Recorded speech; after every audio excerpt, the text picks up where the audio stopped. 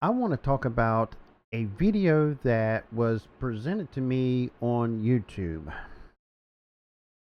about a RV park that bans not only Starlink but any other Wi-Fi system that any RV that wants to stay in this RV park. It don't matter what kind of Wi-Fi system you may have, if it's built into the RV, if it's a standalone Wi-Fi like T-Mobile or anything like that, that is not actually wired into your RV, it's just a standalone, or Starlink, any of them. They want to force everyone in the RV park to use the RV park's Wi-Fi. The reason that they claim for the reason why they want to do that is because if you have Starlink, T-Mobile, or Straight Talk Home, or any other kind of Wi-Fi system that you bring with you, they say that they have the state of art Wi-Fi for the park. And if you bring your own Wi-Fi system, regardless of what kind, that it interferes with the park's Wi-Fi. Let that sink in. They have the state of art Wi-Fi system in the park. But if anybody brings their own Wi-Fi system, it will interfere with the park's Wi-Fi system. As you know and can see on this channel, that I have many parks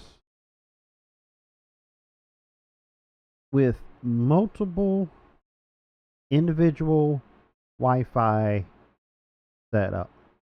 Each lot has its own Wi-Fi, as if they bring their own. They have the little air cube that will provide them Wi-Fi, and it's about the same size as a T-Mobile box or some others, but they have their own Wi-Fi producer, and it does not interfere the next door neighbor or anyone around them, front, back, side, or the other side. It does not interfere. I don't understand why they say it will interfere with their state of art Wi-Fi system they have in their RV park.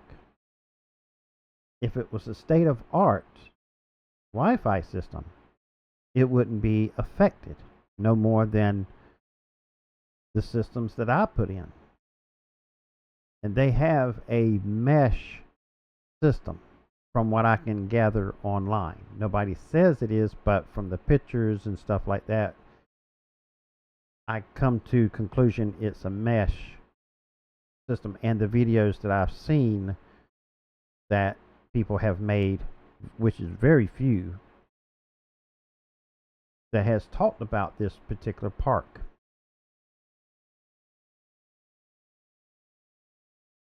The question I have is this going to be something that's going to start to spread, that RV parks, campsites, campgrounds is going to ban people bringing their own Wi-Fi because it so-called interferes with the campground RV park Wi-Fi state-of-art system? Or is it just this particular park that thinks they have a state of art Wi-Fi system, and yet they don't, and that's why it's so easily to interfere with their setup, is the way it's set up. Leave in the comments what you think about a RV park banning everybody's personal Wi-Fi system that they want to bring in. I didn't want to believe it at first, but when I went and looked at the site itself, it's written right in their page website. Here is their website. And this is the rules. The general, let me see if I can increase that a little bit to show a little better. Let's see here. Let's see. Yeah. General rules. No firearms and fireworks, skateboards, electric bug killers are allowed. No firearms. Not going to take my constitutional right away. I'm sorry. Fireworks, I can understand. Skateboards, I can understand. Because one thing, most likely you're not going to see skateboards anyway, because if you look at the sign right here, it says a 55 plus RV community. So it's probably not going to be many on a skateboard. Now, electric bug killer? I don't know about that, because I'm going to be comfortable if I'm sitting outside. Now, this place is seasonal as well, which is basically during the summer, which there's bugs. And I can see alcohol are not allowed in the public areas of the park. Okay, that makes sense. You can be at your own RV. That's all right.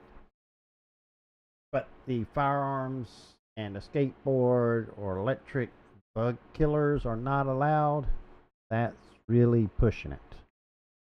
I mean, we got a constitutional right, and I'm going to protect myself, because you never know who's going to be around your RV that's camping there. You don't know if it's safe or not. They may act that way, but they may not be. You never know. And I'm going to be protected.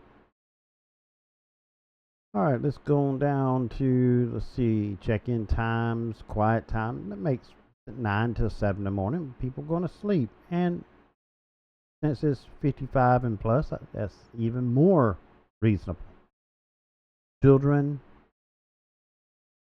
minors 18 years of age permitted if at least one person in your party is 55 plus. So there will be kids, or kids allowed at least.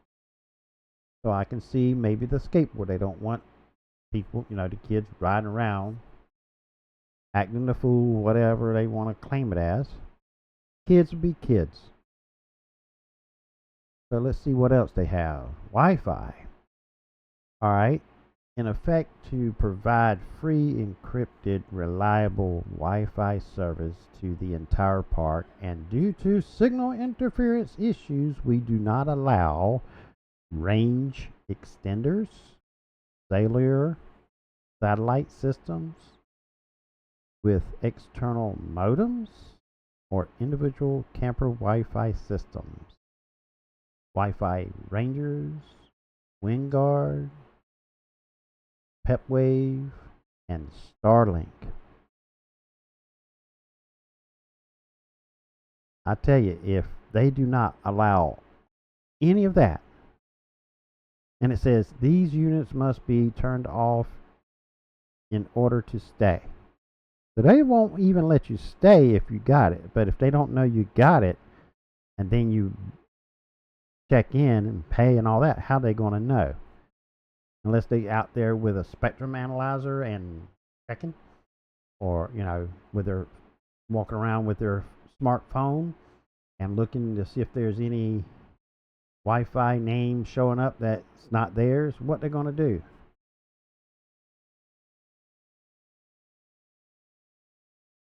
What if you have Starlink and you bypass your router and you hardwire in whatever devices that you're going to use? Now, of course, some stuff is going to be limited. If you got a uh, doorbell ring, the doorbell with the camera, Alexa, or anything like that, that cannot be hardwired in. Now, you can hardwire in tablets, you can hardwire in laptops, computers, even cell phones. You can actually hardwire in if you want to, because you can get an adapter that has the Ethernet port, like this one right here, Ethernet port here, and get one that has USB-C on this end and plug it right into most. I haven't seen any cell phone that won't, and plug in a wire and not go wireless. So is this something that is going to start trending across the board? Like a bad virus, it starts in one place and just twinkles out to different locations? Or are they just all by themselves and think they got a part Wi-Fi system that is state of the art, and they're, don't stink? Because if it was state of the art, it may be state of the art Wi-Fi. It just may not be installed properly. Because, as I said, I got a dozen RV parks that has multiple Wi-Fi routers in it next door to each other, and they do not interfere with each other. So I guess my system is better than state of art Wi-Fi, because mine don't have interference. Now, of course, I've had some issues with like point to point locations, that just didn't make no sense, and then it just disappeared for whatever reason, and it started working and never had any issues again. But individuals having their own, I have parks that there is T-Mobile in it, because I had like 5 people that had my service, and they asked me if I know anything about T-Mobile and their service in the area, because T-Mobile had at that time a special like 35 a month for like 2 years, 3 years, or a 5-year lock-in price, and they were able to take it with them. So it wasn't something that they only use during the summer when they're actually at RV. They can bring it with them and they can use it. It's almost like a hotspot on your phone. It goes with you. And I've done some research and told them the ins and outs about both of them, the prices and everything. And 5 I know of that I talked to personally went over to T-Mobile because of the price and the mobility of it. So the state of art they think they have in this park apparently is not, because if it's interfered that easy, then it's not state of art.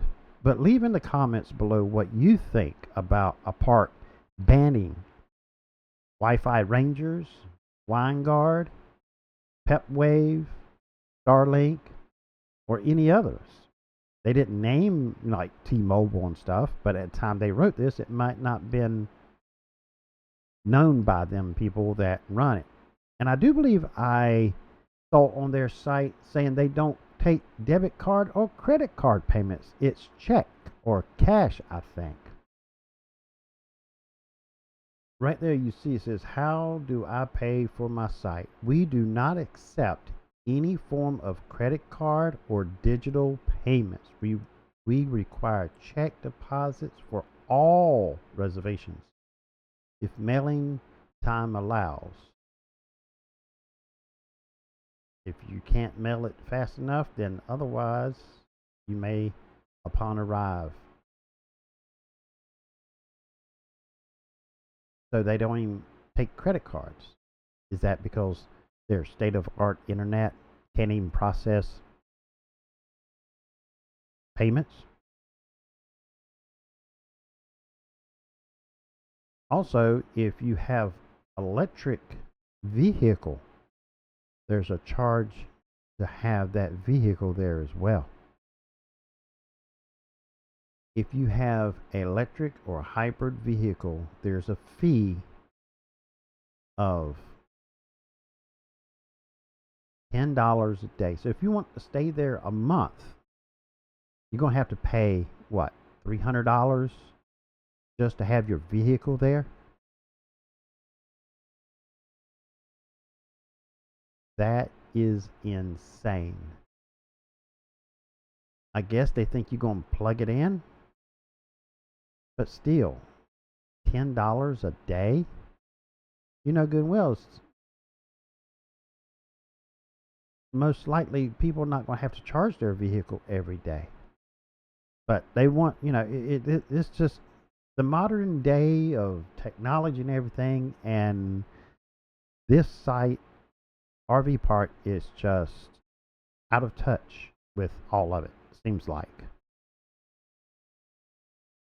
Here's one for all the pickup truck people that really loves pickup trucks.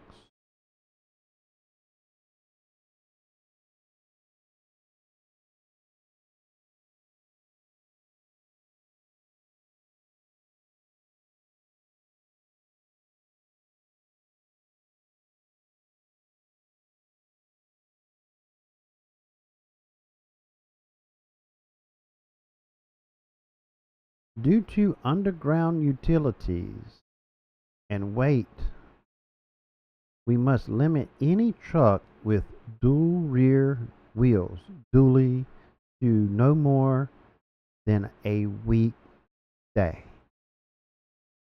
So if you have a dually pickup truck that pulls your RV, you can't stay but a week because they're underground utilities. What, somebody didn't know how deep to bury the wires? Not mistaken, the electrical wires has to be, what, 18, 24 inches? It's been a while since I read the electrical code. And I want to say these people are actually in North Carolina. So that's the electrical code that you would have to check on to see. But if I'm not mistaken, it's 18 or 24 inches, something like that. Main lines have to be buried. It may have changed, but it's got it. That was back in, early 90s, late 80s, when I used to work for electrical companies. And in North Carolina, I remember we had to dig. It was 18 or 24 inches for main lines. So I don't know what it is now, if it's changed or not. But you can't stay but a week, but you need a vehicle to pull your RV. So many restrictions, it's unbelievable.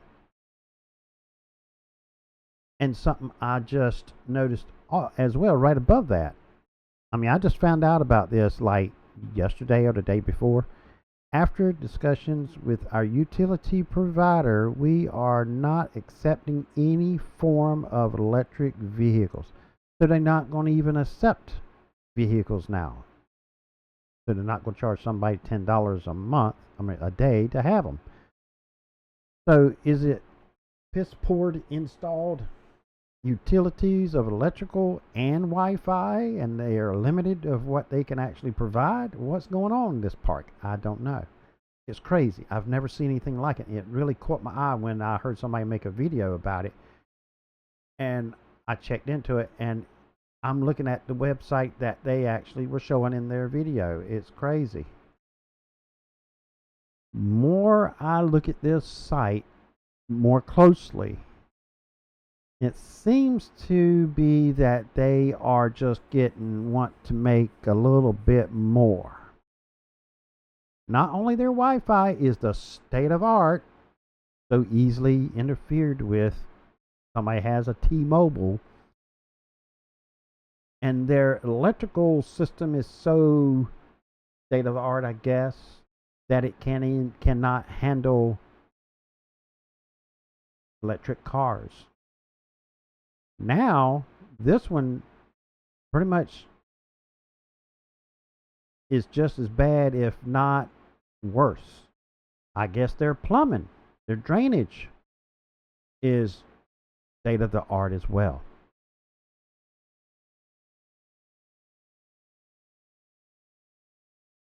Washer and dryer use is not permitted in RVs. There are laundry facilities at each bathhouse. We have change. Here, you see that main part? We have change at the office. That's the main thing. Change.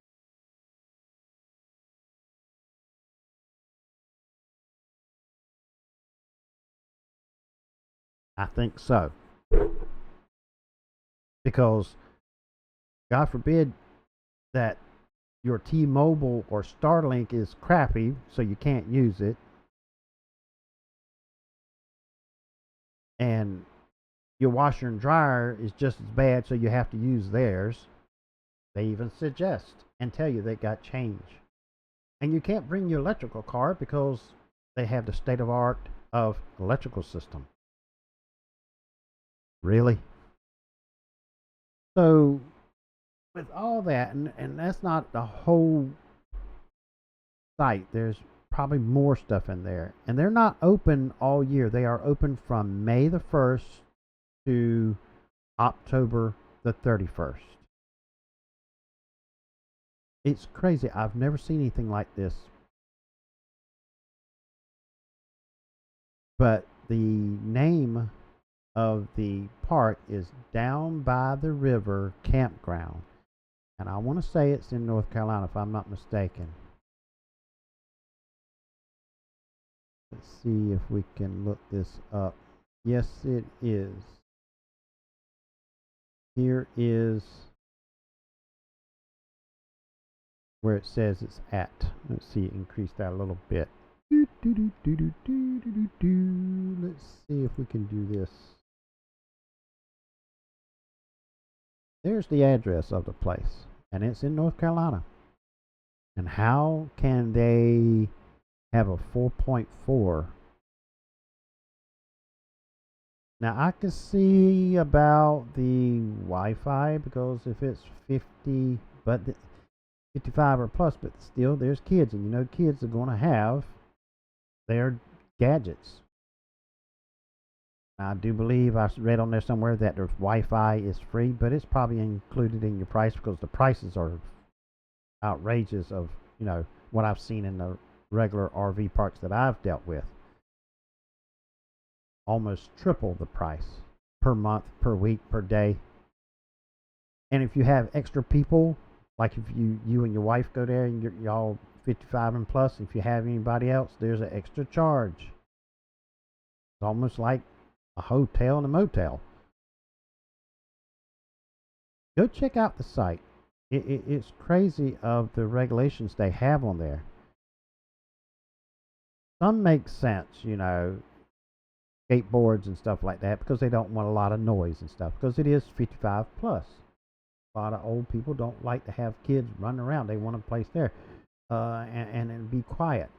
Like a nursing home, it's nice and quiet. A rest home.